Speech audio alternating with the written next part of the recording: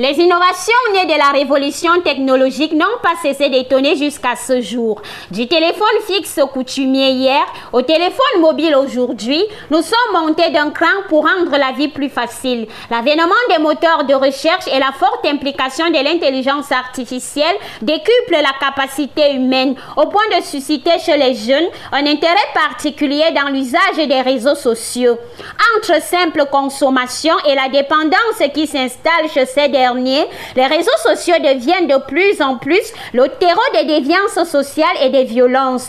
Des contenus viraux sont servis sur la place publique en un clic. Les règlements de compte et autres nuisances font la ronde des plateformes d'ici et d'ailleurs. On s'ennuie ou on ne s'ennuie peut-être pas, l'effet recherché par leurs auteurs sera atteint. Tenez, si avec meuf, elle cherchait d'abord quoi là-bas à l'immeuble, le type a géré son camp. De Faustin à Bega sur Facebook, vous êtes insensible, la honte vous saisira certainement avec les nudes de nos chers élèves du collège adventiste d'Ojaki, se livrer alcool à l'appui au rythme cadencé et torride, fait comme Balthazar. Emeng et Patrick de vous assommer quand ils publiaient en avril dernier à la stupeur générale. Seigneur, tu te rapproches déjà de la cible. Encore un effort, s'il te plaît. Le constat à chaud et sans détour. La violence des jeunes a désormais pris ses quartiers sur les réseaux sociaux. Facebook, TikTok, Snapchat, WhatsApp et bien plus sont devenus des vitrines où le mal coule sans arrêt. Aucun sujet n'est tabou, aucune frontière n'est infranchissable. Le verre est dans le fruit. Je dirais d'abord bonjour à tous ceux qui me suivent. Parlant maintenant des réseaux sociaux, ce qui n'est pas bien sur les réseaux sociaux de nos jours sont les publications qui décrivent la jeunesse de maintenant. Nous pouvons d'abord prendre les nudes que les gens postent partout.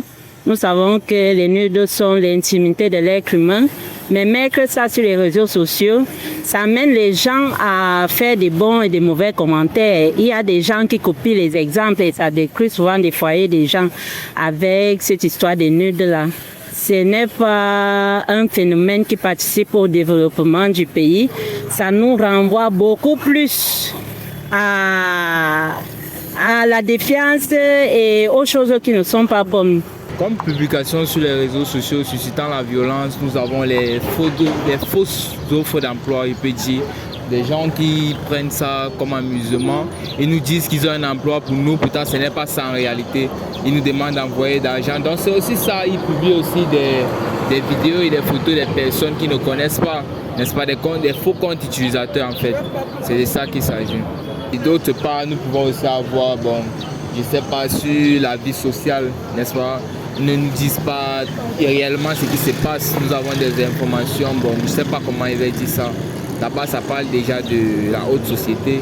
Il faut un communiqué et ensuite, ce n'est pas ça. Les réseaux sociaux, moi personnellement, je constate une pollution visuelle dans le sens des nudes.